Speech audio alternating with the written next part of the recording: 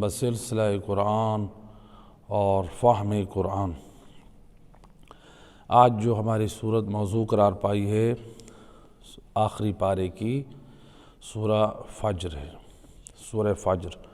اس صورت کو علماء نے مکی صورت قرار دیا ہے اور اس صورت کی 30 آیات ہیں، جس میں سے آج جو ہے 14 آیات جو ہے ہمارا موضوع رہیں گی، تو باقی جو 16 آیات ہیں وہ آئندہ آنے والے ہفتے میں اس کا جو ہے وہ علیحدہ پیغام ہوگا انشاءاللہ۔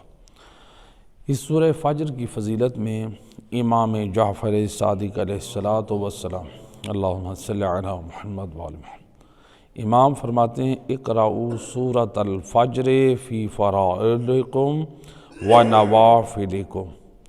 امام فرماتے ہیں اس سورہ فجر کو اپنی واجب نمازوں میں اور اپنی مستحب نمازوں میں اس کو پڑھو، یعنی اس کی پابندی کرو، تو یہ پڑھنی چاہیے۔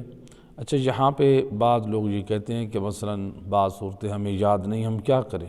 ہم مثلاً سامنے سے قرآن اگر کھلا ہو یا ہم دیوار پہ کوئی ایسی چیز لگا دیں، مثلاً پیپر لگا دیں جس کے اوپر جو ہے یہ سورۃ تحریر ہو، تو کوئی حرج نہیں ہے، فقہاء اجازت دیتے ہیں۔ سامنے اگر لکھا ہوا ہو تو آپ دیکھ کے پڑھ سکتے ہیں۔ فَإِنَّهَا سُورَةٌ لِلْحُسَيْنِ علیہ السلام۔ امام صادق علیہ السلام فرماتے ہیں یہ صورت امام حسین علیہ السلام کی صورت ہے، اس لیے سورہ فجر کو سورۃ الحسین بھی کہتے ہیں، یعنی ایک وجہ یہ روایات میں اس کی وجہ بیان کی ہے۔ البتہ وہ آیت جو امام علیہ السلام کی شان کو ذکر کر رہی ہیں وہ انشاءاللہ اس صورت کے آخر میں آیت آئے گی، انشاءاللہ وہاں ذکر کریں گے ہم اس کا۔ تو لہٰذا اس صورت کو امام حسین علیہ السلام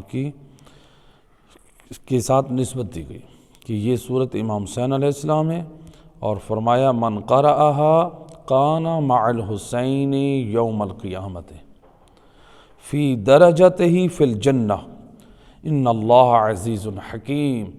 امام فرماتے ہیں جو شخص اس صورت کی تلاوت کرتا ہے وہ میدان قیامت میں امام حسین علیہ السلام کے ساتھ معشور ہوگا، اور جنت میں امام حسین علیہ السلام کا ہمسایہ ہوگا۔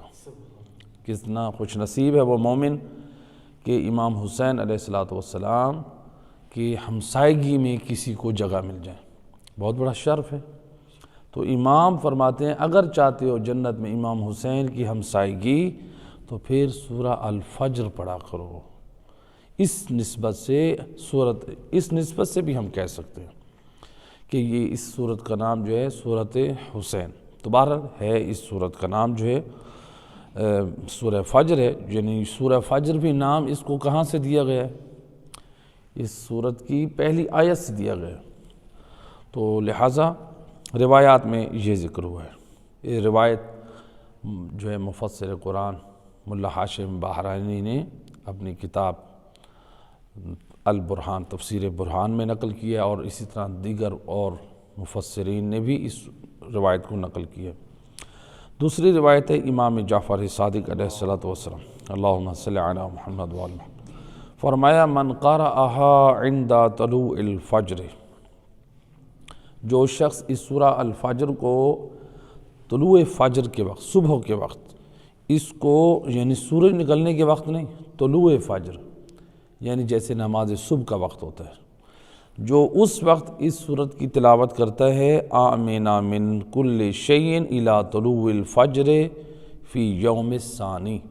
امام فرماتے ہیں جو شخص طلوع فجر یعنی صبح کی نماز کے وقت اس سورت کی تلاوت کرتا ہے، پروردگار اس سورت کی برکت کے صدقے میں دوسرے دن کی صبح جو طلوع فجر ہوتی ہے اس وقت تک اس کو اللہ تعالیٰ ہر قسم کی آفت اور بلا سے امان میں رکھتا ہے، یعنی 24 گھنٹے کے لیے اللہ کی امان اگر کوئی چاہتا ہے، امام فرماتے ہیں وہ شخص صبح کے وقت اس سورت کی تلاوت کریں۔ یعنی آپ اگر سفروں پہ رہتے ہیں، بعض لوگ ہوتے ہیں نا سفر پہ رہتے ہیں، بائک پہ رہتے ہیں، گاڑی پہ رہتے ہیں یا سفروں میں رہتے ہیں، تو لہٰذا ان کو چاہیے وہ یہ صورت پڑھیں۔ یہ اسی طرح بزنس مین لوگ ہیں، کاروباری لوگ ہیں، لوگ فراڈ کر جاتے ہیں، دھوکہ کرتے ہیں، آپ کی زندگی میں مشاکل اور پریشان، ہر قسم کی آفت اور پریشانی سے نجات چاہتے ہیں، ہر قسم کی تکلیف سے نجات چاہتے ہیں، ہر قسم کے دکھ سے اور رنج اور غم سے نجات چاہتے ہیں، اس کی اپنے اللہ کی امان اور حفاظت چاہتے ہیں، امام فرماتے ہیں آپ کیوں گھبراتے ہیں؟ سورہ فجر کو اپنی زندگی میں شامل کریں، ہر روز آپ اس کی تلاوت کریں، یعنی آپ نماز میں بھی اس کی تلاوت کر سکتے ہیں اور آپ نماز سے ہٹ کے بھی اس کی تلاوت کر لیں، دیکھ کے پڑھ لیں۔ تو اس روایت میں تو امام نے نماز کا ذکر نہیں کیا، یعنی آپ دیکھ کے بھی پڑھ سکتے ہیں، تو لہٰذا اس کے فوائد ہم حاصل کریں۔ تو لہٰذا دوسرے دن تک یعنی 24 گھنٹے تک انسان اللہ کی حفاظت اور امان اور سلامتی میں رہتا ہے۔ پھر امام علیہ السلام نے فرمایا وَمَنْ قَتَبَهَا وَعِلَّقَهَا عَلَى وَسَطِهِ ثُمَّ جَامَعَ زَوْجَتَهُ يَرْزُقُهَا اللَّهُ تَعَالَى وَلَدًا تَقَرَّ بِهِ عَيْنُهُ وَيَفْرَحُ بِهِ۔ امام علیہ السلام فرماتے ہیں اگر کوئی اس سورہ الفجر کو لکھ کر اپنے وسط میں باندھ لے، اپنے وسط میں یعنی اپنے شکم میں باندھ لے اور پھر اس سے حق کے زوجیت کو ادا کرے، تو اللہ سبحانہ وتعالی اس کے اس تعویذ یعنی سورت کی برکت کے صدقے میں پروردگار اس کو فرزند ایسا عطا کرے گا کہ جس سے اس کی آنکھیں ٹھنڈی ہو جائیں گی اور وہ جو ہے اس سے اس کی روح جو ہے وہ خوش ہو جائے گی، آنکھیں ٹھنڈی اور خوش ہو جائیں گی۔ کس سے؟ یعنی جو بچہ پیدا ہوگا اللہ سبحانہ وتعالی وہ نیک اور صالح اس کے لیے قرار دے گا۔ تو جو لوگ مثلا اولاد کی تمنا رکھتے ہیں خاص طور پہ بیٹے کی، تو اس کے لیے یعنی امام علیہ السلام کا یہ ایک بہترین تعلیم کردہ یہ عمل ہے۔ اس کے بعد آیات مجیدہ اعوذ باللہ من الشیطان الرجیم بسم اللہ الرحمن الرحیم والفجر ولیال عشر والشفع والوتر واللیل اذا یسر هل فی ذلک قسم الذی حجر۔ یہاں پر ہم نے 5 آیات ابھی پڑھی ہیں، ان 5 آیات کا پہلے ترجمہ کرتے ہیں اور اس کے پیغام کی طرف توجہ دیتے ہیں۔ پہلی آیت میں اللہ سبحانہ وتعالی نے فرمایا والفجر، صبح کی قسم۔ دوسری آیت میں فرمایا ولیال عشر، اور راتوں کی قسم، یعنی 10 راتوں کی، ولیال عشر، عشر کہتے ہیں 10 کو، 10 راتوں کی قسم۔ والشفع والوتر، اور اللہ سبحانہ وتعالی نے فرمایا یعنی زوج اور طاق کی قسم۔ زوج یعنی جفت، یعنی 2 کا عدد اور 1 عدد، 2 اور 1 کی قسم۔ تو شفع اور وتر اس سے کیا مراد ہے یہ انشاءاللہ آ رہا ہے۔ واللیل اذا یسر، اور قسم ہے رات کی جب وہ صبح کی طرف حرکت کر رہی ہو، چونکہ رات جو ہے وہ صبح کی طرف چل رہی ہوتی نا، یعنی رات ایسا اندھیرا نہیں ہے جو اندھیرا رکا رہے، بلکہ رات کی تاریکی ایسی ہے جو نور کی طرف حرکت کر رہی ہوتی ہے۔ اللہ تعالیٰ اس لیے اس کی طرف انسان کو متوجہ کر رہا ہے۔ اور پھر فرمایا حل فی ذالک قسم الذی حجر، فی ہے، ہاں جی، حل فی ذالک قسم الذی حجر، تو اس میں اللہ سبحانہ وتعالی نے فرمایا کیا جو کچھ کیا گیا اس میں صاحبان عقل کے لیے اہم قسم نہیں، یعنی یہ جو کہا گیا ہے، جو اللہ سبحانہ وتعالی جو کہا گیا ہے، یعنی یہ سابقہ آیات میں، اس میں صاحبان عقل کے لیے قسم نہیں۔ تو اب یہاں پر اللہ نے قسمیں کھائی ہیں، تو اس میں اللہ نے 5 قسمیں کھائی ہیں۔ وہی سوال کہ اللہ سبحانہ وتعالی نے یہاں پر جو قسمیں کھائی ہیں کیوں کھائی ہیں؟ شرعی قسم صرف اللہ کے نام کے ساتھ ہے، جو پہلے بھی باقی صورتوں میں بیان ہوا ہے کہ شرعی قسم کس کے نام کے ساتھ ہے؟ اللہ کے نام کے ساتھ۔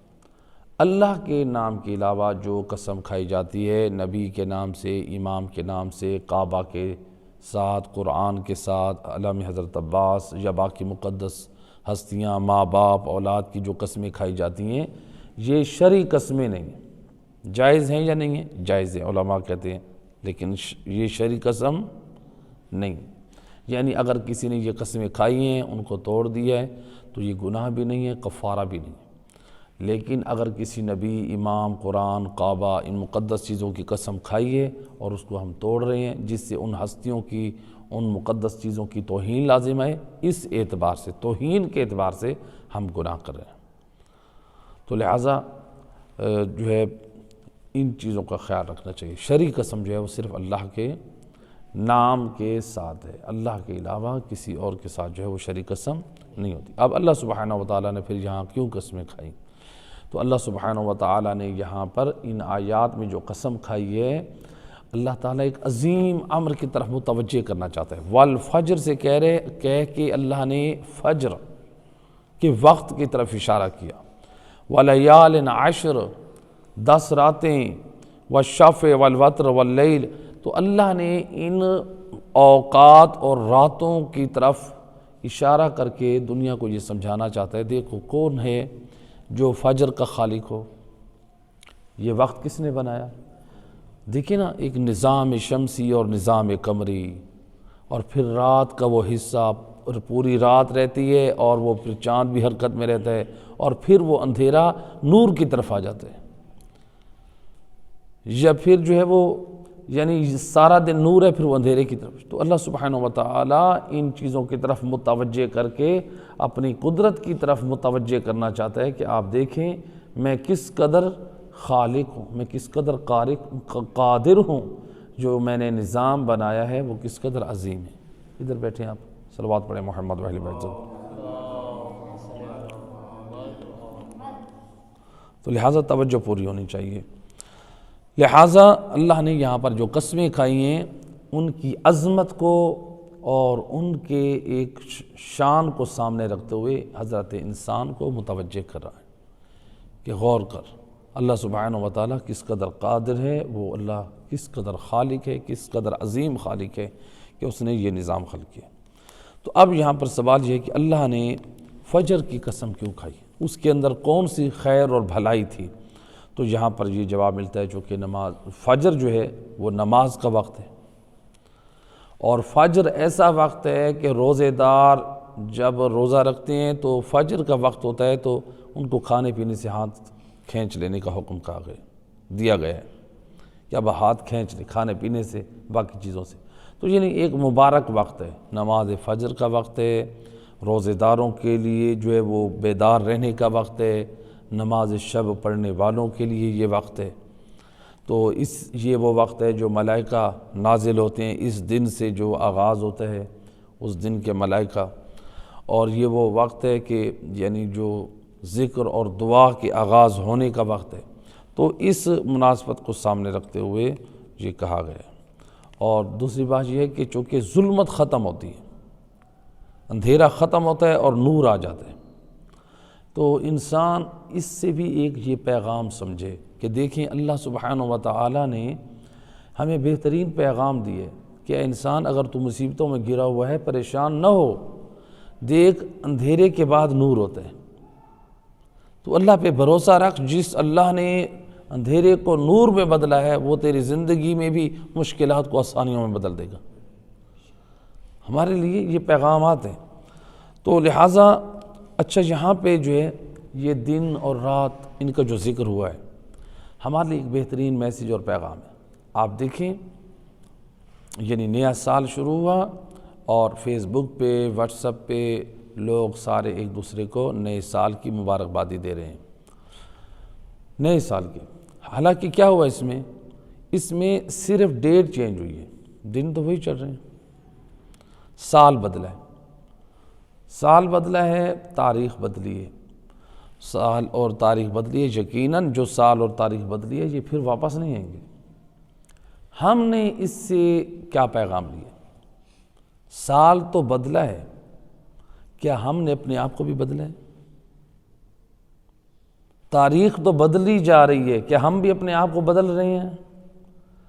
یعنی اللہ نے یہ نظام جو کائنات میں بنایا ہے ہر دن دوسرے دن سے جدا ہے۔ ایسا نہیں ہے کہ آج کا دن پہلے والے دنوں کی طرح ہے۔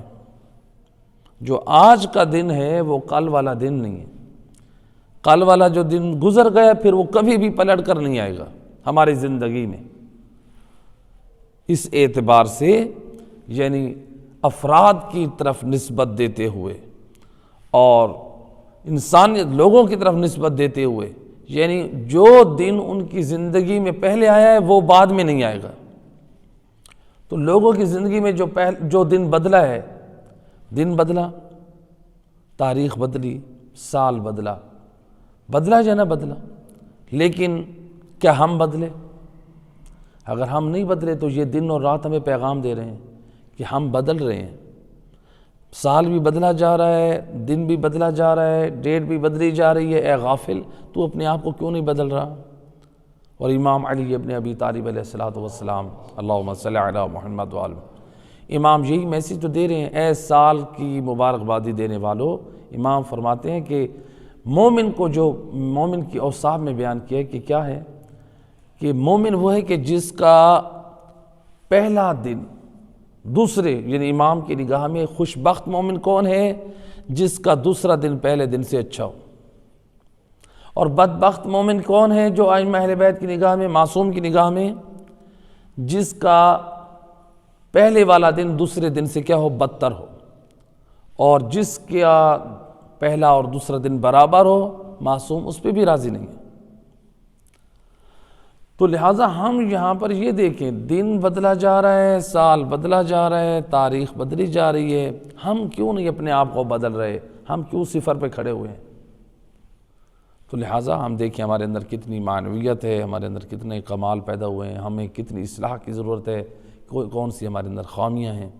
تو انسان جب تک نہیں دیکھے گا اپنی خامیوں کی طرف، اپنی اصلاح نہیں کر سکے گا۔ تو لہٰذا علیہ السلام یہ سال کی مبارکبادی دینے والے جو مومنین ہیں، جو جوان ہیں، جو حضرات ہیں، جو سال کی مبارکبادی دیتے ہیں، ٹھیک ہے، اسلامی نقطہ نظر سے کوئی قباحت نہیں ہے صرف مبارک دینے میں، لیکن ایسا کام انجام نہیں دینا چاہیے جس سے انسان کوئی حرام انجام دے۔ لیکن یہاں پر مبارکباد دینے والے کو یہ یاد رکھنا چاہیے، ہمارے 7 معصومین سے روایت ہے، ایک ہی روایت 7 ائمہ ہدیٰ سے آئی ہے۔ امام علیہ السلام فرماتے ہیں من لم یحاسب فی کل یوم فلیس منا، جو شخص ہر روز اپنا محاسبہ نہ کرے وہ ہم اہل بیت میں سے نہیں، یعنی ہم اہل بیت کے وہ حبداروں میں سے نہیں ہیں، ہم اہل بیت کے وہ شیعوں میں سے نہیں ہیں جو ہر روز اپنا محاسبہ نہ کرے۔ محاسبہ صرف یہ نہیں ہوتا ہے کہ انسان یہ کرے کہ مثلا میں نے آج کتنے برائیاں انجام دیا اور کتنی اچھائیاں، بلکہ یہ خاص ایک علماء اخلاق نے اس کے اوپر خاص بحث کی ہے۔ حتیٰ کہ کوئی بندہ گناہ انجام نہیں دیتا، نماز شب پڑھتا ہے، روزے دار ہے، نمازی ہے، جو ہے وہ 5 وقت کا نمازی ہے، اسی طرح سے دیندار ہے، اس کو بھی محاسبہ کرنا ہے۔ میں یہ جو نماز پڑھ رہا ہوں، دین پہ عمل کر رہا ہوں، کیا اس نے مجھے کوئی فائدہ دیا ہے؟ میرے اندر اور کمال پیدا ہو رہا ہے یا میں وہیں رکا ہوا ہوں؟ مومن کو چاہیے کمال کی طرف بڑھے۔ تو لہٰذا یہ سال کا جو پیغام ہوتا ہے، یعنی اس اعتبار سے یہ ایک پیغام وہ ہمیں متوجہ کرنا چاہیے۔ قرآن مجید کے یہ جو آیات ہیں، دن اور رات کا ذکر کر رہے ہیں، یہ ہمیں متوجہ کر رہے ہیں۔ صرف دن اور رات کے بدلنے پر آپ نہ رہیں، جیسے دن اور رات بدل رہے ہیں اسی طرح آپ بھی اپنے آپ کو بدلیں۔ جس طرح رات میں ظلمت ہے تو صبح میں جو ہے وہ نور ہے، تو آپ کی زندگی میں جہاں ظلمت ہے، اندھیرا ہے، گمراہی ہے، گناہ ہے، بے دینی ہے، دین سے دوری ہے، نور لیں قرآن سے، آل محمد کی تعلیمات سے، احکام اسلامی سے، اچھے اخلاق سے۔ تو یہ جو ہے اس اعتبار سے بیان کیا گیا ہے۔ تو فجر کا ذکر جو ہے اللہ سبحانہ و تعالیٰ نے کیا، بہرحال اس کے حوالے سے بیان کر دیا۔ وَلَيَالٍ عَشْرٍ، اللہ نے 10 راتوں کا ذکر کیا، 10 راتوں کی قسم کھائی۔ یہ 10 راتیں کون سی ہیں؟ اس میں علماء مفسرین نے مختلف اقوال بیان کیے ہیں کہ اس سے مراد کیا ہے۔ کہا کہ ذی الحجہ کی 10 راتیں ہیں، اس سے مراد ایک قول یہ ہے، ذی الحج کی 10 راتیں، پہلی 10 راتیں ایک قول کے مطابق، اور ایک قول کے مطابق ماہ رمضان کے آخری 10 دنوں کی راتوں کا ذکر ہے کہ جن 10 دنوں میں رسول اللہ اعتکاف بھی بیٹھتے تھے۔ یقیناً آخری عشرہ جو ہے ماہ رمضان کا پہلے دنوں کی نسبت جو ہے بابرکت ہے۔ اور ایک قول میں آیا ہے کہ یہ محرم الحرام کے پہلے 10 دن ہیں، یعنی یکم سے 10 تک یہ ہیں، تو ان دنوں کی قسم ہے۔ تو یہاں پر اگر یہ ان دنوں کی قسم ہو تو یہاں پہ بھی انسان کو متوجہ رہنا چاہیے۔ ذی الحجہ کی جو 10 راتیں ہیں جو ان کی قسم ہے، تو اس میں اللہ نے عبادت کی طرف رغبت کی طرف شوق دلایا، اس لیے معصومین کی طرف سے اعمال ہیں ان 10 راتوں کے، اور حج بیت اللہ پہ جو جانے والے ہیں وہ ان راتوں میں بھی عبادت، ذکر خدا اور اللہ کے جو واجبات ہیں اس کی ادائیگی میں مشغول اور مصروف رہتے ہیں۔ ماہ رمضان کے آخری 10 دن ہوں تو اس میں بھی انسان اللہ کی طرف متوجہ رہتے ہیں، یعنی عبادت کے دن ہیں۔ تو محرم الحرام کے جو پہلے 10 دن اگر ہوں تو اس میں بھی انسان کو متوجہ کیا جا رہا ہے کہ انسان جو ہے یعنی خواب غفلت سے بیدار ہو، وہ قیام کرے، قیام حق ہو، اس کی زندگی میں قیام اصلاحی ہونا چاہیے، اس کی زندگی میں قیام فکری ہونا چاہیے، یعنی وہ اپنی اصلاح کرے، اپنی تربیت کی طرف توجہ کرے، جہد کرے۔ اور کتنا بہترین اللہ تعالیٰ سبحانہ وتعالی نے ہماری ہدایت کے لیے، یعنی بہرحال امام حسین علیہ السلام کی شہادت ہمارے لیے اب اس وقت ذریعہ ہدایت ہے۔ یہ ٹھیک ہے امام حسین علیہ السلام کے دشمنوں پہ لعنت ہے اور ہم لعنت بھیجتے بھی ہیں، تو لیکن امام حسین علیہ السلام جو شہید ہوئے ہیں وہ اللہ کے دین کی بقا کے لیے۔ اب ہمیں یہ امام حسین علیہ السلام کی ایام غم جو ہیں یہ ہمیں کیا فائدہ پہنچا سکتے ہیں؟ یہ ایام غم فائدہ مند ہیں یا نہیں ہیں؟ ایمان ہے یا نہیں ہے؟ فائدہ مند ہے۔ تو اس سے ہم کیا فائدہ حاصل کر سکتے ہیں؟ اس سے یہی فائدہ حاصل کر سکتے ہیں ان ایام امام حسین میں امام حسین کے مقصد اور تعلیمات کو زندہ کیا جائے، اجاگر کیا جائے، امام حسین علیہ السلام کی زندگی کے مختلف پہلوؤں پہ روشنی ڈالی جائے، جس سے ہماری تربیت ہو، ہماری اصلاح ہو۔ تو جو چیزیں امام حسین علیہ السلام نے کربلا میں دی ہیں ان چیزوں کو، تو ہم اس مقصد کو سامنے رکھیں۔ ہم امام حسین علیہ السلام کی صرف شہادت کو یاد نہ رکھیں، ہم یہ یاد رکھیں امام حسین علیہ السلام شہید ہوئے تھے 10 محرم کو، یہ تو ساری دنیا جانتی ہے، یہ تو دشمن بھی جانتا ہے، تو یہ اپنے بھی جانتے ہیں، یہ غیر بھی جانتے ہیں۔ تو یہ کمال نہیں ہے کہ ہم یہ جان لیں کہ امام حسین کے غم کے دن ہیں، کمال یہ ہے کہ ہم ان 10 دنوں میں امام حسین علیہ السلام کے جہاں غم کو یاد رکھتے ہیں وہاں ان کے مقصد کو بھی یاد رکھیں۔ تو یقیناً ایسے امام حسین علیہ السلام پہ گریہ کرنے والا جو امام حسین کے مقصد کو یاد رکھ کے امام کی مظلومیت پہ گریہ کرتا ہے، تو امام صادق علیہ السلام اللہم صلی علی محمد امام ان خوش نصیبوں کے بارے میں فرماتے ہیں ان القوثر،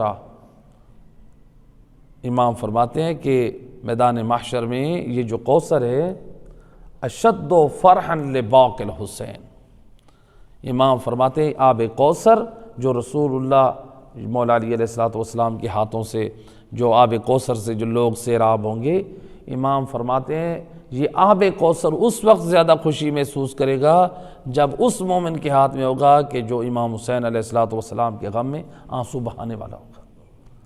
تو لہٰذا امام حسین علیہ السلام کے مقصد کو انسان زندگی میں رکھے اور دل میں ان کا غم رکھے، آنکھوں میں آنسو ہوں، یقیناً ایسا مومن اور عزادار بھی رسول اور آل رسول کی نگاہ میں پسندیدہ ہے۔ صلوات پڑھے محمد و اہل بیت۔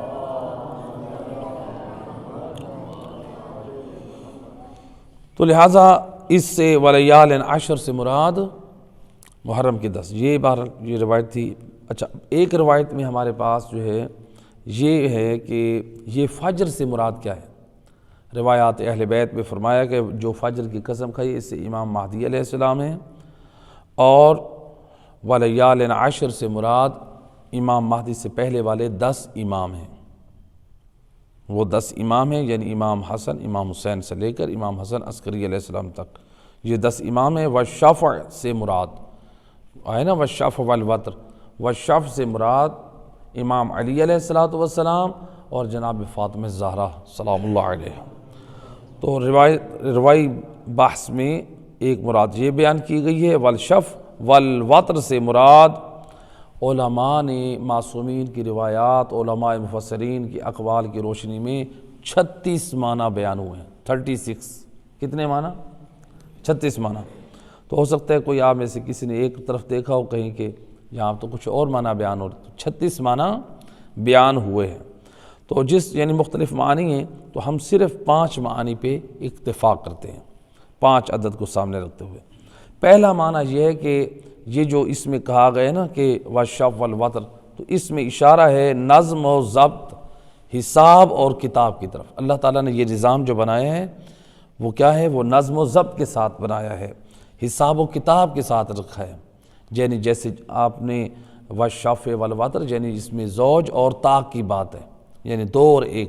تو اللہ سبحانہ وتعالیٰ نظم و ضبط کے اور حساب و کتاب کی قسم کھا رہا ہے، چونکہ اس نظام میں حساب و کتاب ہے، نظم و ضبط، اللہ نظم و ضبط کو پسند کرتا ہے۔ تو یعنی کامیاب مومن تب ہو سکتا ہے جب زندگی میں نظم و ضبط ہو، حساب و کتاب ہو، اصولوں کے تحت انسان زندگی گزارے۔ دوسرا معنی شفع سے مراد کہا کہ تمام مخلوقات جو جوڑا ہے، شفع سے مراد یہ معنی ہے۔ اور وتر سے مراد اللہ سبحانہ وتعالیٰ کی ذات ہے جو بے مثل و مثال اور بے نظیر ہے، تو اس میں اللہ کی ذات ہے۔ وتر سے مراد وتر اللہ کی ذات ہے، اور شفع یعنی کائنات میں جوڑا۔ تیسرا قول کہا کہ اس شفع سے مراد نمازیں ہیں جو یعنی عدد کے اعتبار سے 2 ہیں یا 4 ہیں، جیسے صبح کی نماز، ظہر کی، عصر کی اور عشاء کی۔ اور کہا طاق کے اعتبار سے وہ جو مثلاً 3 رکعت ہے جیسے مغرب کی، یا پھر 1 رکعت ہے جیسے نماز شب میں نماز وتر آ جاتی ہے۔ تو جو 1 رکعت آتی ہے وہ طاق میں چلی جاتی ہے، اور جو 2 میں آتی ہے وہ جفت میں آ جاتی ہے۔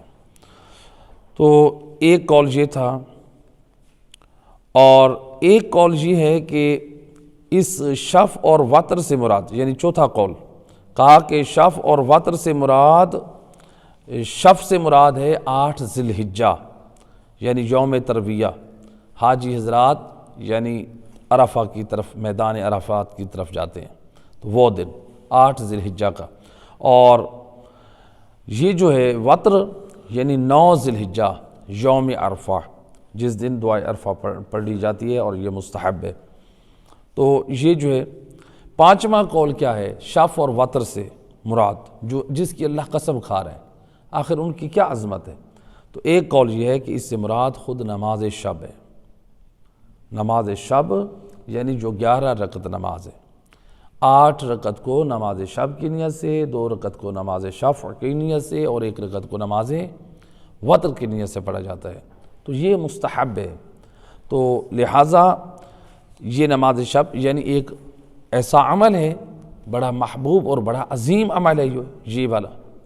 امام جعفر صادق علیہ السلام، اللہم صلی علی محمد وآل محمد، امام فرماتے ہیں جو شخص نماز شب پڑھے اور یہ کہے کہ میں دن کو بھوکا رہ گیا ہوں، امام فرماتے ہیں وہ جھوٹا ہے۔ یعنی نماز شب پڑھنے والے کو اللہ کہیں نہ کہیں سے رزق ضرور بھیجتا ہے، نماز شب پڑھنے میں۔ اور امام فرماتے ہیں جو شخص جھوٹ بولتا ہے، اللہ اس کو نماز شب کی سعادت سے محروم کر دیتا ہے، اور جس کو نماز شب کی سعادت سے محروم کر دیتا ہے اس کو رزق سے محروم کر دیتا ہے۔ نماز شب کی اس قدر فضیلت ہے، اور ہمارے پاس روایت ہے، ایک مل کی صلوات پڑھیں محمد و آلہ۔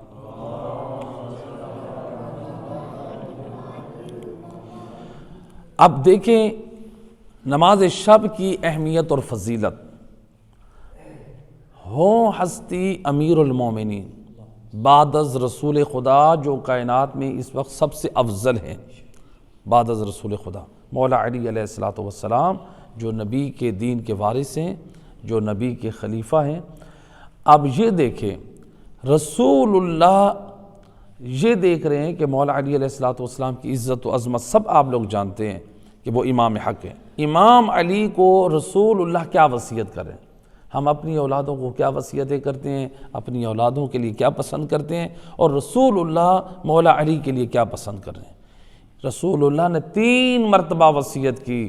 سید الرسل فرماتے ہیں وَعَلَيْكَ بِالصَّلَاةِ اللَّيْلِ وَعَلَيْكَ بِالصَّلَاةِ اللَّيْلِ وَعَلَيْكَ بِالصَّلَاةِ اللَّيْلِ، اے علی تم پر نماز شب پڑھنا واجب ہے، اے علی تم پر نماز شب پڑھنا واجب ہے، اے علی تم پہ نماز شب پڑھنا واجب ہے۔ رسول اللہ کہہ رہے ہیں، یعنی نماز شب کی اس قدر عظمت اور تعظیم ہے کہ رسول اللہ مولا علی کو سفارش کر رہے ہیں اس کے بارے میں کہ اے علی نماز شب۔ اب آج خود سوچیں ہم ذرا، یعنی نماز شب کی اتنی عظمت اور شرافت ہے کہ رسول اللہ مولا علی علیہ السلام کے لیے لازم قرار دے رہے ہیں۔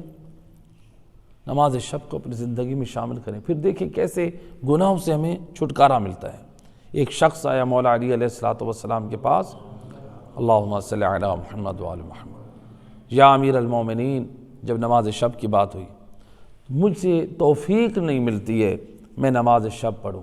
آپ نے فرمایا تجھے تیرے گناہوں نے جکڑ لیا ہے، تو گناہوں میں پابند ہو چکا ہے، جس کی وجہ سے نماز شب کی توفیق نہیں مل رہی۔ وہ بہانہ بنا رہا تھا، میرے پاس وقت نہیں ہوتا ہے، ٹائم نہیں ہوتا ہے۔ ہم ذرا دیکھیں کتنے نوجوان ہیں، کتنے افراد ہیں جو رات کو بستروں پہ موبائلوں کو استعمال کرتے ہیں، رات کو 12 بجے تک ہمارے پاس موبائل دیکھنے کے لیے تو وقت ہو، کیا اسی وقت بھی ہم نماز شب نہیں پڑھ سکتے؟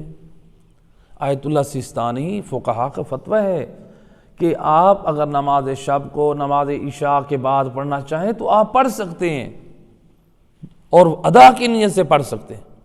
آپ ایک مرتبہ اپنی زندگی میں یہ نور شامل تو کریں، آغاز تو کریں، پھر دیکھیں پروردگار کس قدر آپ کی زندگی میں نور لاتی ہے، کس قدر برکات اور خیرات آتی ہیں۔ تو لہٰذا نماز شب کی پابندی کرنی چاہیے، اور جہاں پر نماز شب کے بارے میں رسول اللہ نے اپنی اصحاب کو مسجد النبوی میں ایک بڑا عظیم پیغام دیا۔ سید رسول فرماتے ہیں علیکم بالصلاۃ اللیل ولو رکعۃ واحدہ، اے میرے صحابیوں، اے مسلمانوں، نماز شب تم پر سنت ہے، چاہے 1 رکعت نماز شب پڑھو ضرور، یعنی اس کی برکتوں سے، اس کی رحمتوں سے محروم نہ ہو۔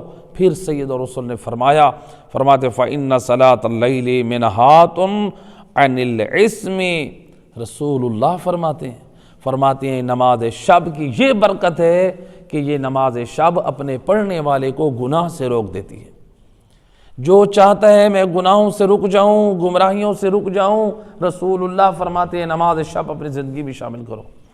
اور فرمایا وَتُطْفِئُ غَضَبَ الرَّبِّ وَتَبَارَكَ وَتَعَالَى وَتَدْفَعُ عَنْ أَهْلِهَا حَرَّ النَّارِ يَوْمَ الْقِيَامَةِ، سید رسول فرماتے ہیں نماز شب کی پابندی کرو، یہ نماز شب کا فائدہ یہ ہے کہ اللہ کے غضب کو ہم اس سے ختم کر سکتے ہیں۔ اللہ کا غضب جو ہے وہ اس سے ٹھنڈا پڑ جاتا ہے نماز شب کے پڑھنے سے، اور جہنم کی آگ اس کے لیے جو ہے وہ ختم کر دی جاتی ہے۔ یعنی کوئی شخص یہ چاہتا ہے، امام یہ فرماتے ہیں، سید رسول یہ فرماتے ہیں، جو شخص چاہتا ہے وہ گناہوں سے رک جائے، اللہ کے غضب سے بچ جائے، جہنم کی آگ سے محفوظ رہے، سید رسول فرماتے ہیں اس کو چاہیے وہ نماز شب کی پابندی کرے۔ نماز شب اس قدر اہم ہے، تو لہٰذا یہ نماز شب۔ اس کے بعد ایک روایت ہے امام علی رضا علیہ السلام، اللہم صلی علی محمد وآل محمد وعجل فرج، امام فرماتے ہیں نماز شب مستحب ہے۔ نماز شب کیا ہے؟ مستحب ہے۔ امام فرماتے ہیں جو شخص رات کے آخری حصے میں 8 رکعت نماز پڑھے نماز شب کی نیت سے، 2 رکعت نماز شب کی نیت سے، اور 1 رکعت نماز وتر کی نیت سے جو بیان کیا گیا ہے، امام علیہ السلام فرماتے ہیں اور دعائے قنوت میں 70 مرتبہ پڑھے استغفار، یعنی استغفر اللہ ربی واتوب الیہ، یہ دعائے قنوت میں پڑھے۔ تو امام فرماتے ہیں کہ اللہ اس عمل کے بدولت، اس عمل کے صدقے میں پڑھنے والے کو عذاب قبر سے اور عذاب جہنم سے محفوظ رکھے گا۔ یعنی جو لوگ عذاب قبر سے ڈرتے ہیں، عذاب جہنم سے ڈرتے ہیں، اگر امان چاہتے ہیں تو نماز شب کی پابندی کریں۔ اور امام فرماتے ہیں یہ نماز شب دنیا میں 2 فائدے دیں گی۔ ایک، یہ نماز شب پڑھنے والے کی روزی میں اضافہ ہوگا اور اللہ اس کی زندگی لمبی کر دے گا، یہ نماز شب۔ تو لہٰذا 4 فائدے بیان کیے، قبر میں اور آخرت میں عذاب سے محفوظ رہیں گے، دنیا میں رزق زیادہ ہوگا اور زندگی بھی لمبی ہوگی۔ نماز شب کو اپنی زندگی میں شامل کریں۔ اور یہاں پر ہمارے پاس روایت ہے رسول خدا صلی اللہ علیہ وآلہ وسلم، مل کی صلوات پڑھیں رسول اللہ کی ذات پہ صلوات، اللہم صلی علی محمد وآل محمد وعجل فرج۔ یہاں پر اب دیکھیں یہ ہے نماز شب کی ادا کرنے کی فضیلت، اس کا ثواب تھا۔ لیکن اگر کوئی شخص نہیں پڑھ سکا رات کو، تو بعض لوگ پوچھتے ہیں کہ ہم قضا پڑھ سکتے ہیں؟ تو سید الرسول اس کے بارے میں فرماتے ہیں، جس روایت کو من لا یحضر الفقیہ میں شیخ صدوق رحمۃ اللہ علیہ نے نقل کیا ہے کہ سید الرسول فرماتے ہیں ان اللہ یباہی بالعبد یقضی صلاۃ اللیل بالنہار۔ سید الرسول فرماتے ہیں جو شخص دن کے وقت نماز شب کی قضا کر کے پڑھتا ہے، پروردگار ملائکہ میں فخر و مباحت کرتا ہے، اس نمازی پہ اللہ فخر و مباحت کرتا ہے کہ دیکھو یہ کیسے ہے۔ یعنی دیکھیں نا، عام طور پہ انسان اگر کسی کا بیٹا جو ہے وہ اسکول میں، کالج، یونیورسٹی میں اعلیٰ نمبروں سے وہ پاس ہو جائے تو باپ معاشرے میں فخر کرتا ہے کہ دیکھیں میرا بیٹا جو ہے ماشاءاللہ اس طرح کامیاب گیا ہے۔ اللہ سبحانہ و تعالی ملائکہ میں فخر کرتا ہے۔ ہماری خوشی تو کچھ بھی نہیں اللہ کے مقابلے میں، اللہ فخر کرے ملائکہ کے درمیان کہ دیکھو میرا عبد، کیا روایت کے جملے ہیں، یقول یا ملائکتی عبدی یقضی ما لم افترضہ علیہ اشہدوا انی قد غفرت لہ۔ اے میرے ملائکہ میں تمہیں گواہ بنا رہا ہوں، اللہ گواہ بنا کے کہتا ہے، اے میرے ملائکہ میں تمہیں گواہ بنا رہا ہوں اور تمہیں بتا رہا ہوں میں نے اپنے بندے پہ یہ نماز فرض نہیں کی ہے، واجب نہیں کی ہے، لیکن یہ میری محبت اور میری خوشنودی کے لیے اس نماز شب کو ادا کر رہا ہے۔ میں نے اس نماز شب کے صدقے میں اس کے سارے گناہ معاف کر دیے۔ کس قدر اللہ مہربان ہے۔ نماز شب کو اپنی زندگی میں شامل کریں، اس کے بہت زیادہ فوائد ہیں۔ تو لہٰذا انشاءاللہ باقی نماز شب کی فضیلت اپنے مقام پہ جب قرآن کی اور آیات آئیں گی۔ تو یہ تھی قرآن کی پہلی 5 آیات کا پیغام۔ اب قرآن کی باقی آیت نمبر 6 سے 14، یعنی آج صرف 14 آیات کا پیغام، باقی جو 16 آیات مجیدہ ہیں اس سورۃ الفجر کی وہ آئندہ آنے والے ہفتے میں۔ آیت نمبر 6 سے 14 تک کی تلاوت کرتے ہیں، ترجمہ اور اس کا پیغام۔ بسم اللہ الرحمن الرحیم۔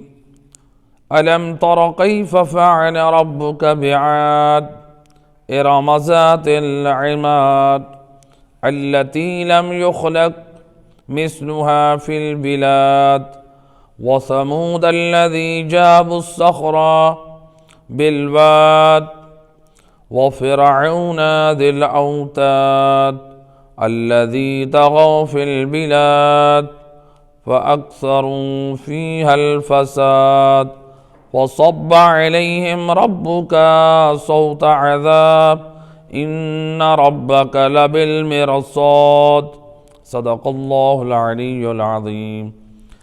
یہ آیات مجیدہ، ان میں اللہ سبحانہ و تعالیٰ کیا پیغام دے رہا ہے۔ آئیں اس کے ترجمے کی طرف۔ پہلے آیت نمبر 6، اس میں اللہ فرما رہا ہے کیا آپ نے نہیں دیکھا تیرے رب نے قوم عاد کے ساتھ کیا کیا؟ یعنی اللہ رسول اللہ کو خطاب کر کے امت کو خبر دے رہا ہے، امت کو، لوگوں کو تنبیہ کر رہا ہے، غفلت سے بیدار کر رہا ہے کہ اے رسول آپ نے قوم عاد کا جو حشر ہوا آپ نے وہ نہیں دیکھا۔ اور دوسری یعنی 7ویں آیت میں فرمایا ارم ذات العماد، اور اس باعظمت شہر ارم کے ساتھ، یعنی اللہ نے کیا کیا، کیا نہیں دیکھا تو نے؟ التی لم یخلق مثلها فی البلاد، وہی شہر جس کی مثال شہروں میں پیدا نہیں کی گئی، یعنی وہ ایسا شہر تھا کہ اس جیسا شہر دنیا میں نہیں تھا، شہروں میں نہیں تھا۔ وَثَمُودَ الَّذِينَ جَابُوا الصَّخْرَ بِالْوَادِ، اور قوم سمود جو وادی قرا میں پتھر تراشتے تھے، پتھروں میں پہاڑوں میں تراش کے ان میں اپنا گھر بناتے تھے اس زمانے میں، پہاڑوں کو تراش کے پھر ان میں گھر بناتے تھے، یا پتھروں کو تراش کے لے جاتے تھے ریگستانوں میں اپنے گھر بناتے تھے۔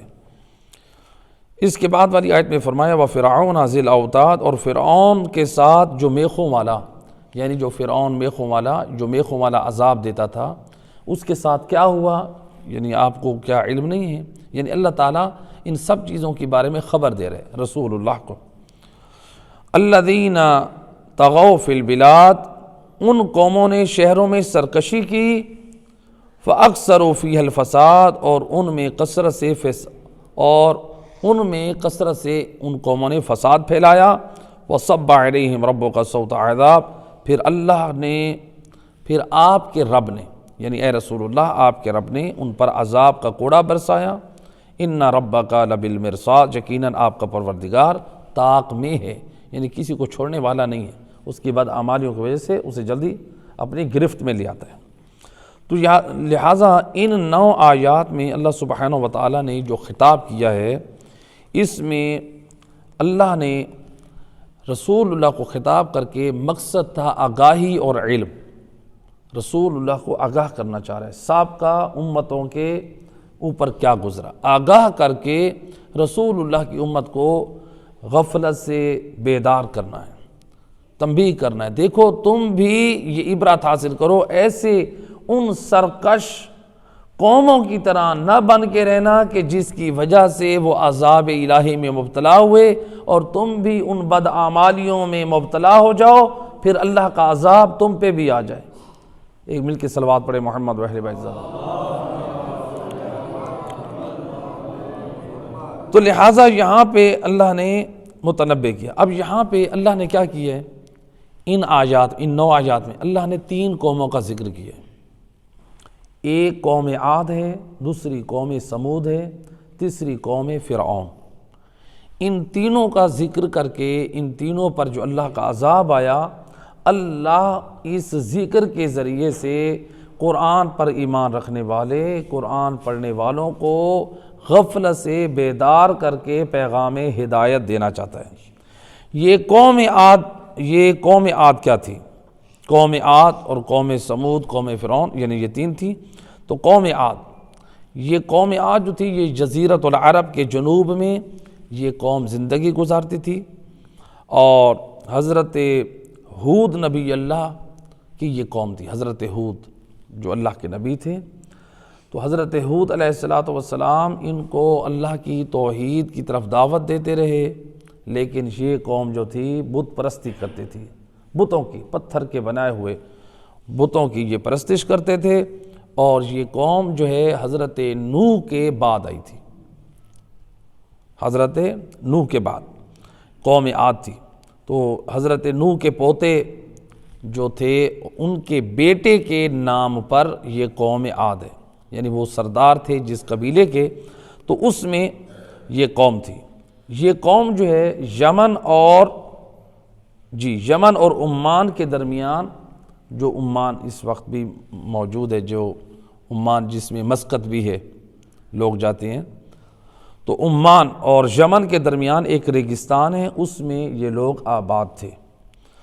گویا دنیا میں یہ لوگ جو ہیں، اچھا یہ کیا ہیں، یہ لوگ کھجور کے درختوں کی طرح لمبے تھے، ان کا جو قد تھا کھجور کے درختوں کی طرح یہ لمبے ہوتے تھے۔ جو روایات میں ذکر ہوا ہے کہ ان کے، اور محققین نے بھی بتایا ہے کہ ان کے جو لمبے قد تھے زیادہ سے زیادہ وہ 100 گز ہوتے تھے، اور جو کم سے کم ہوتے تھے وہ 70 گز ہوتے تھے۔ یعنی اللہ تعالیٰ کی اس دور میں ایک مخلوق، ایک کرشمہ اللہ کی قدرت کا۔ تو لہٰذا جو ہے یہ کھجور کی طرح لمبے قد والے ہوتے تھے، تو ان کے لیے جو ہے وہ کام کرنا آسان ہوتا تھا، تو یہ پہاڑوں کو توڑ کر اس میں اپنے کمرے اور گھر کو بناتے تھے۔ اللہ تعالیٰ نے ان کی ہڈیاں اور ہر چیز ان کے لیے مضبوط بنائی تھی، تو اس زمانے کے اعتبار سے۔ اس لیے آج بعض محققین نے، آپ اگر نیٹ پہ سرچ کریں، بعض محققین نے جب یہ قوم عاد کو جو آثار قدیمہ کو تلاش کرنا چاہے تو ان میں بہت لمبی لمبی ان کے اعضاء، ان کی ہڈیاں اور ان کی کھوپڑیوں کو تلاش کیا، جس کی نیٹ پر حتیٰ کہ تصاویر بھی موجود ہیں۔ تو بعض محققین نے عربی مجلہ تھا، اور ہم نے عراق میں جو دیکھا تو اس میں بھی یعنی یہ محققین نے اپنی ریسرچ پیش کی اور تصاویر بھی تھی۔ اب یہ دیکھیں، یہ سارے لوگ جو تھے ان کے اوپر کیا ہوا ہے؟ ان کے اوپر اللہ کا عذاب آیا۔ شرک کرتے تھے، حضرت ہود ان کو اللہ کی طرف دعوت دیتے تھے، لیکن جو تھے یہ کیا کرتے تھے؟ دنیا سے دل لگا کے بیٹھے،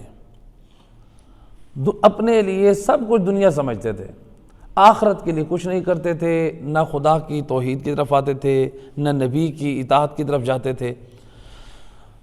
تو لہٰذا اسی خواب غفلت میں رہے، یہ سمجھتے تھے کہ ہماری زندگی ایسی ہی رہے گی اور ہم اسی طرح زندہ رہیں گے اور جئیں گے۔ اور حضرت ہود علیہ السلام ان کو ڈراتے رہے، خبردار کرتے رہے۔ ان کے اوپر قحط سالی کا زمانہ آ گیا، قحط سالی ایک مدت کے لیے بارشیں بند ہو گئیں، اب یہ لوگ پیاس سے مرنے لگے۔ حضرت ہود علیہ السلام کہتے ہیں دیکھو، تم اپنے ان نظریات سے، گمراہیوں سے، باطل عقائد سے توبہ کر لو، میں تم سے وعدہ کرتا ہوں بارش بھی آئے گی، قحط سالی بھی ختم ہوگی اور اللہ کی نعمتوں کی فراوانی بھی ہوگی۔ لیکن یہ بات ضد تھے، کہتے تھے ہم آپ کی بات نہیں مانیں گے، نہیں مانتے تھے نبی کی بات، اپنی ضد پہ اڑے رہے۔ اور جب آسمان پہ ایک دن بادل آیا تو یہ خوش ہو گئے، کہا دیکھو یہ جو ہے ہود ہمیں کہتے تھے ایمان لے آؤ، توبہ کر لو، میں وعدہ کرتا ہوں بارش آئے گی، دیکھو آ نہیں گیا، ہم نے تو توبہ بھی نہیں کی اس کے اپنے اس عقیدے سے، ہم تو اسی پہ قائم ہیں، ہم کیوں ہود کے دین پر جاتے؟ تو یہ اس طرح سے مذاق کرنے لگے، لیکن ان کو نہیں معلوم تھا کہ یہ بادل کیسا ہے۔ وہ بادل ایسا تھا جو عذاب کا بادل تھا، جو روایات میں ملتا ہے کہ 7 دن اور رات مسلسل ان کے اوپر اللہ کا عذاب پڑتا رہا، وہ عذاب کا بادل۔ یہ اپنے لیے رحمت کا سمجھ رہے تھے، لیکن وہ بادل اللہ کے عذاب کا بادل تھا۔ تو لہٰذا یہ دنیا مقام عبرت ہے۔ آج ان کی جو رہائش تھی، جو ریگستان میں جو آباد تھے، آج ان کا نام مٹ چکا ہے، ان کے وہ محلات غیر آباد ہو چکے ہیں، وہ کھنڈرات میں بدل چکے ہیں، وہ پہاڑ کے وہ گھر، اور وہ ان کی ہڈیاں اور وہ ریگستان، وہ پتھروں کے بنائے ہوئے گھر سب فارغ ہو چکے ہیں۔ یہ انسان دیکھ کر عبرت حاصل کرے۔ اور مولا علی علیہ السلام، اللہم صلی علی محمد وآل محمد وجل۔ امام نے بہترین نصیحت کی اس مقام پہ۔ امام کیا فرماتے ہیں؟ فرماتے ہیں الدنیا دار ممرن لا دار مقرن۔ امام فرماتے ہیں او علی والو، یہ دنیا گزرگاہ ہے، یہ گزرنے کی جگہ ہے، یہ رہنے کی جگہ نہیں ہے۔ ہم لوگوں نے اس کو رہنے کی جگہ بنا لی ہے۔ ہم کہتے ہیں کہ ہمیشہ دائمی زندگی ہم نے یہاں گزارنی ہے، ہم عالی شان اپنے محلات، اپنے عالی شان۔ ٹھیک ہے، اللہ نے جو آپ کو رزق دیا ہے، اسلام منع نہیں کرتا ہے، اپنی شان کے مطابق آپ پہنیں، اپنی شان کے مطابق آپ کھائیں، اپنی شان کے مطابق، اپنی عزت کے مطابق آپ گاڑی پہ سوار ہوں، مکان، معاشرہ آپ کو یہی نہیں کہتا آپ ذلیل اور رسوا جو ہے وہ اس طرح آپ رہیں کہ لوگ آپ کو کنجوس کہیں، لوگ آپ کو بخیل کہیں۔ تو لہٰذا جو جائز اخراجات ہیں اپنی ذات پہ صرف کرنے کے وہ کریں، لیکن دنیا سے دل لگا کے اس طرح نہ بیٹھیں کہ اس کے واجبات کی ادائیگی میں کوتاہی کرنا شروع کر دیں۔ تو لہٰذا سے یہ بتایا کہ دنیا گزرگاہ ہے۔ اس کی ایک میں بہترین مثال دیا کرتا ہوں، دیکھیں مثلا مثال کے طور پہ آپ ٹرین میں یا ہوائی جہاز میں یا آپ بس میں سفر کر رہے ہیں، آپ نے مثلا آپ جا رہے ہیں ملتان سے آپ جا رہے ہیں مثلا کراچی، یا آپ کسی اور شہر میں جا رہے ہیں، آپ ملتان سے کراچی جا رہے ہیں، تو آپ نے اسٹیشن آتا ہے مثلا راستے میں پہلے بہاولپور، آپ بہاولپور میں یا حیدرآباد میں آپ نے وہاں سے گزرنا ہے۔ آپ کی منزل کیا ہے؟ آپ کی منزل کراچی ہے۔ آپ نے راستے میں جتنے اسٹیشن آنے ہیں آپ نے وہاں سے صرف گزرنا ہے۔ تو جب آپ نے گزرنا ہے تو آپ ٹرین میں بیٹھے ہیں، تو گویا یہ دنیا رہنے کی جگہ نہیں، یہ گزرنے کی جگہ ہے۔ تو جتنا آپ نے گزرنا ہے، جتنے وقت میں، مثلا ملتان سے آپ کراچی جو سفر کر رہے ہیں، آپ اتنا اپنے لیے رکھیں کہ جو آپ کے لیے اس گزر بسر کے لیے کافی ہو جائے، آپ کی دنیا کی زندگی کے لیے پورا ہو جائے۔ یعنی ایسی حسرتیں، ایسی تمنائیں آپ کریں کہ مثلا جو آپ کو واجبات سے دور کر دے۔ میں کہوں کہ مثلا مثال کے طور پہ میں اپنے لیے جو ہے، میرے لیے پراپرٹی ہو، میرے لیے میرے اور زیادہ میری گاڑیاں ہوں، میرے لیے فلاں چیز ہو، فلاں، ہم یہ ساری چیزیں بنا رہے ہیں اپنے لیے۔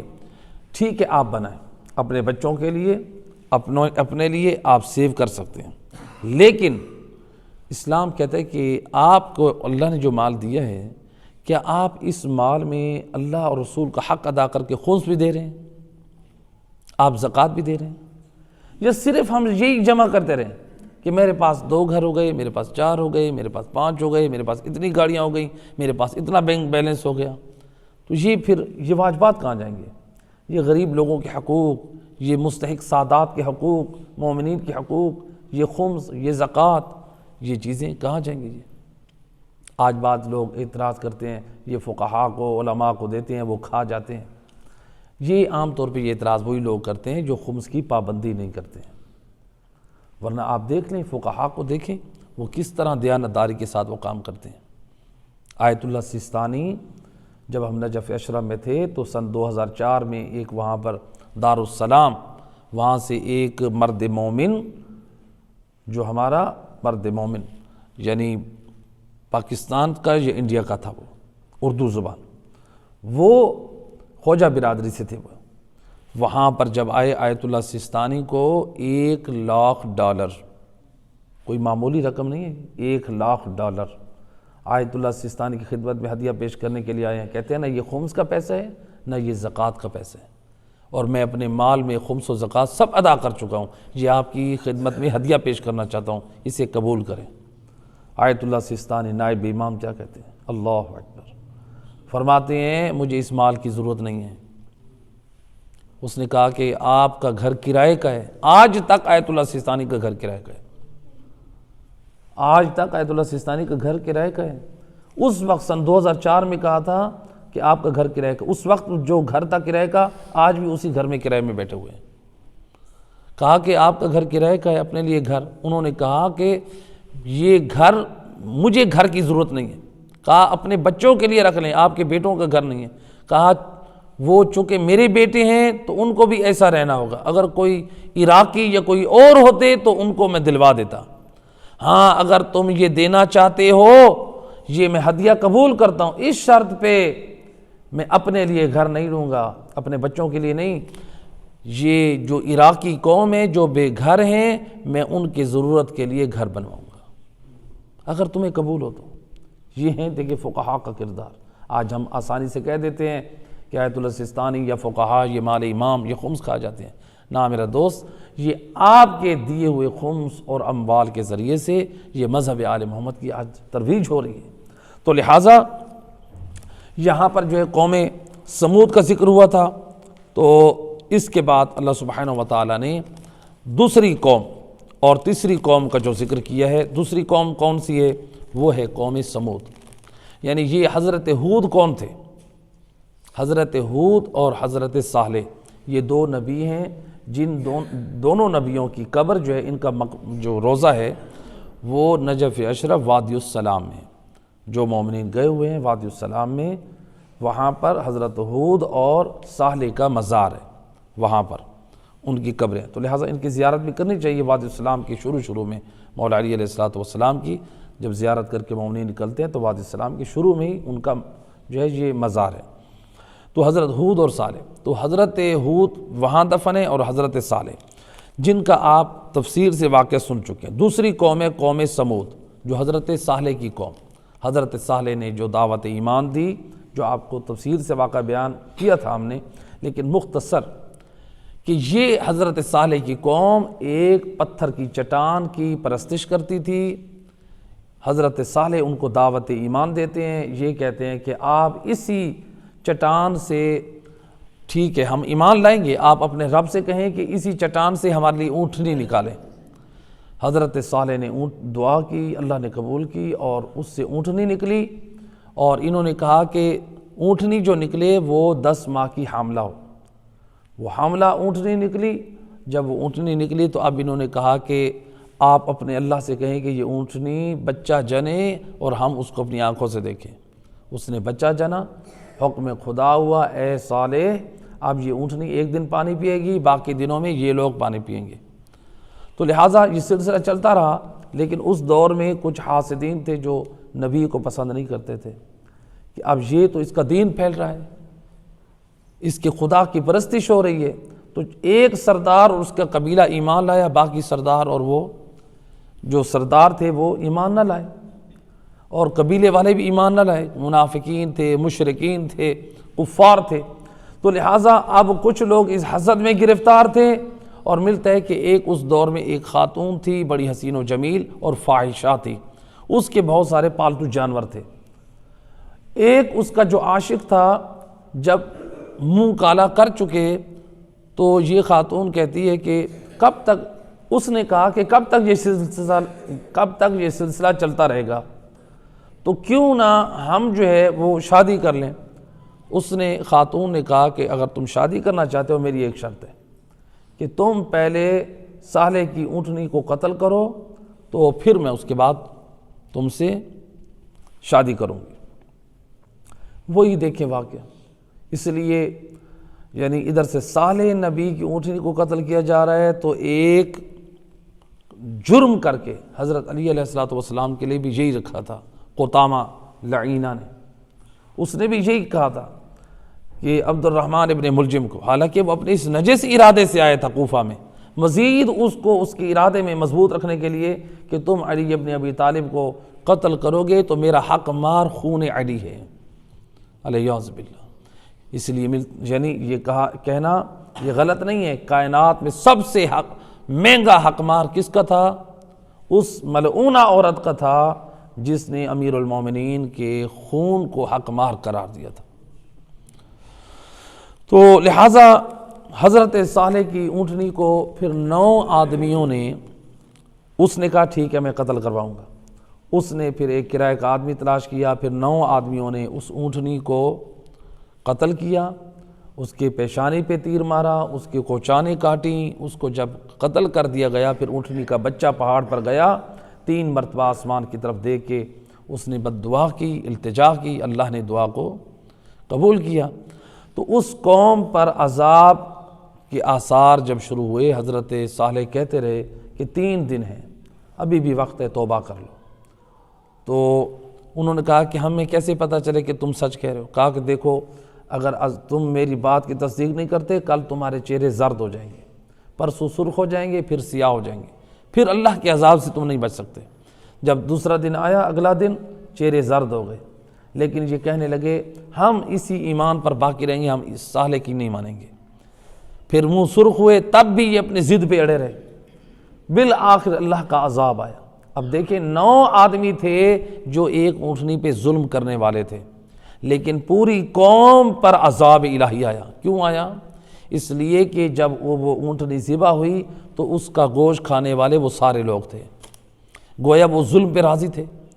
تو جو لوگ معاشرے کے افراد جو ظلم پہ راضی ہوتے ہیں، برائی پہ، گمراہی پہ، وہ بھی اللہ کے برابر کے مجرم ہوتے ہیں ان لوگوں کے۔ تو لہٰذا آج یہ دیکھ لیں، ان لوگوں نے، ان کے اوپر عذاب اللہ کا کیا آیا؟ صرف پیٹ بھرنے کے لیے۔ آج ہماری حالت ایسی نہیں ہو گئی ہے، ہمارے معاشرے میں پیٹ بھرنے کے لیے ہم چلے جاتے ہیں کسی مقام پر، یہ نہیں دیکھتے ہیں کہ اس جگہ پہ جانے پہ اللہ راضی ہے، رسول راضی ہے، یہ میرے لیے کھانا حلال ہے یا حرام ہے۔ تو لہٰذا ان چیزوں کی طرف ہم غور کریں، ہم ایسی جگہوں پہ جائیں، ایسی محفلوں کو اٹینڈ کریں جہاں پر ہمارا دین چلا جائے، جہاں پر گمراہی بیان ہو رہی ہو۔ ایسی محفلوں پہ اللہ راضی نہیں ہے، ایسے مقام پہ جانا ہمارے لیے کھانا اور یہ شرعاً جائز نہیں ہے۔ تو لہٰذا یہ ہے۔ اور یہاں پر میں ایک میسیج دیتا چلوں، ایک شخص ہے امام جعفر صادق علیہ السلام، اللہم صلی علی محمد وعلی محمد، آ کر کہتا ہے مولا، امام کا حبدار ہے، مولا میں جو اس وقت آپ کے خلاف بیٹھے ہیں حکومت کے مفتیان فتویٰ دیتے ہیں، جو امام کے پاس فتویٰ پوچھنے آتا تھا اس کو پہلے حکومت کو ٹیکس دینا ہوتا تھا، پھر وہ امام سے آ کے مسئلہ معلوم کرتا تھا، اور جو حکومتی مفتی سے فتویٰ معلوم کرتا تھا حکومت اس کو پیسے دیتی تھی۔ کہتا ہے مولا میں نے یہ سوچا میں جاؤں اس کے پاس معلوم کروں کہ وہ آپ کے مطابق فتویٰ دیتا ہے یا خلاف دیتا ہے۔ مولا میرا پیسے لینے کا مقصد نہیں تھا، میں صرف اس مقصد سے جا رہا تھا کہ جا کر یہ دیکھوں جانوں تو صحیح کہ آخر وہ کہتے کیا ہیں۔ مولا میں گھر سے نکلا، ایک قدم اٹھایا، پھر مجھے خوف خدا آیا کہ یہ میں غلط کر رہا ہوں، پھر میں واپس آیا، پھر میں نے قدم چند اٹھائے، پھر واپس آیا، اس طرح کرتے کرتے میں نے 40 قدم اٹھائے، بالآخر توبہ کر کے میں گھر کی طرف واپس پلٹ آیا۔ امام علیہ السلام نے ایک جملہ فرمایا ان فعلت فعلت، اگر وہ عورت کرتی تو بھی کرتا۔ کہتا ہے مولا میں نہیں سمجھا، سمجھائیں کچھ۔ امام فرماتے ہیں وہ عورت کرتی سے مراد یہ ہے، سنو جب تم شکم مادر میں تھے تمہاری ماں کے دل میں خیال آیا کہ وہ خیانت کرے تمہارے باپ کے حق میں، حرام گناہ کی کثرت سے گھر سے باہر قدم اٹھایا، اس کو کبھی خوف خدا آتا واپس پلٹتی، کبھی آگے جاتی، کرتے کرتے 40 قدم گناہ کی طرف اس نے بڑھائے، بالآخر دل میں خوف خدا آیا اور واپس گھر پلٹ آئی۔ امام فرماتے ہیں اگر تمہاری ماں جب تم شکم مادر میں تھے اگر وہ حرام کی طرف جاتی تو تم بھی آج ہمارے دشمنوں کے پاس وہ سننے کے لیے چلے جاتے کہ صرف اس لیے کہ وہ کہتے کیا ہے، صرف اس لیے۔ یا مثلا ہم چلے جائیں ایسی جگہوں پہ صرف بریانی کی پلیٹ کے لیے، یا ہم چلے جائیں ایسی جگہوں پہ صرف بوتل کے لیے۔ یہ دیکھیں کہ وہاں پر جانا ہمارا اللہ اور رسول کی نگاہ میں درست ہے یا نہیں ہے۔ ہم بریانی کی پلیٹوں کے لیے چلے جائیں، بوتلوں کے لیے چلے جائیں، اور دوسری چیزوں کے لیے چلے جائیں، معیار اپنا بلند کریں، قرآن اور محمد والے محمد کو اپنی زندگی میں رکھیں، یاد رکھیں۔ ہم دنیا والوں کو جب تک راضی کرتے رہیں گے دنیا والے تب بھی راضی نہیں ہوں گے، پیٹھ پیچھے ہمارے بیٹھ کے باتیں کریں گے۔ آپ کا معیار، میرا اور آپ کا معیار صرف یہی ہو، اللہ کی ذات راضی رہے اور محمد والے محمد ہم سے راضی رہے۔ تو لہٰذا یہ میسج تھا۔ اور آخری قوم جو تھی قوم فرعون، جس کو اللہ تعالیٰ نے میخوں والا کہا گیا ہے۔ یہ میخوں والا کیوں کہا ہے قرآن کی آیت مجیدہ میں؟ یہ جو فرعون تھا ملعون، یہ جو مومن ہوتے تھے یہ ان کو اس طرح کرتا تھا کہ منہ کے بل زمین پہ لٹا کے ان کے ہاتھوں اور ان لوگوں کے پاؤں میں بڑی بڑی میخیں گڑواتا تھا، اور وہ لوگ بھوک اور پیاس سے تڑپ تڑپ کے مر جاتے، اور پھر وہ وہیں رہتے، ان کو پھر پرندے نوچ نوچ کے حیوانات ان کا گوشت لے جاتے، یا پھر ان کو تخت کے اوپر لٹا کے ان کو میخیں ٹھوکی جاتی۔ یہ ایسا بدبخت تھا۔ یا بچوں کو یعنی اس طرح میخوں والا، اس کو جو قرآن میں کہا گیا ہے ذل اوتاد یعنی میخوں والا، تو یہ میخوں کا عذاب یعنی سخت سے سخت عذاب دیتا تھا۔ اور یہ ایک جو فرعون اور کام کرتا تھا کہ یہ بچوں کو ذبح کرتا تھا، ماؤں کے شکموں سے حمل کو گروا دیتا تھا۔ اس کی کیا وجہ ہے؟ ایک تو وجہ یہ بیان کی جاتی ہے، آپ سنتے علماء سے، کہ نجومیوں نے بتایا تھا کہ ایک بچہ پیدا ہوگا جو جس سے تمہیں اور تمہاری حکومت کو خطرہ ہے، تو یہ ہر بچے کو مروا دیتا تھا۔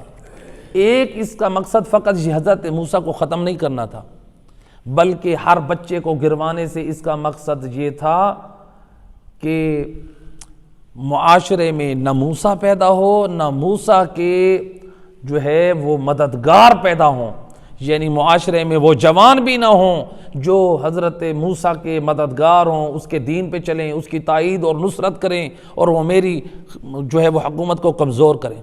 تو دیکھیں دشمن خدا تھا فرعون، خدائی کا دعویٰ کیا تھا، حضرت موسیٰ اور معاشرے کے نیک لوگوں کا یہ دشمن تھا۔ تو یہ فرعونی کردار ہے۔ اگر آج ہم یہ فکر ہمارے اندر اگر معاشرے میں پائی جائے کہ نوجوان جو ہے وہ اصلاح کے راستے میں نہ جائیں، نوجوان قرآن کی طرف نہ جائیں، نوجوان نماز کی طرف نہ جائیں، نوجوان علماء کو سننے نہ جائیں، اگر کوئی اس فکر سے روک رہا ہے نوجوانوں کو، یاد رکھیں قرآن نے اسی فکر کو فرعونی فکر قرار دیا ہے۔ تو لہٰذا اپنے جوانوں کی، اپنی نسلوں کی، اپنے بچوں کی اصلاح کریں، علماء کی محافل و مجالس میں بھیجیں، اور ایسے دروس جہاں پر درس اخلاق ہوں، درس قرآن ہوں، ان محافل میں بھیجیں جہاں پر ہماری اصلاح ہو سکے۔ اے کریم مہربان اللہ، محمد و اہل بیت کی عزت و عظمت